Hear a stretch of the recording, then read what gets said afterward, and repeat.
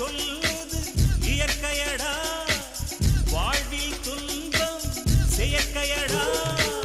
பறவைகள் என்னை பார்க்கும் போது நலமா நலமா என்கிறதே, முட்டுகள் மெல்ல திறக்கும் போது முத்து முத்து என்கிறதே.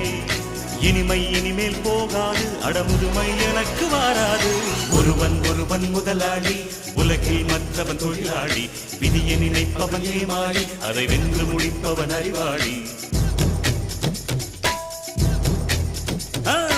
ஒருவன் ஒருவன் முதலாளி, உலகில்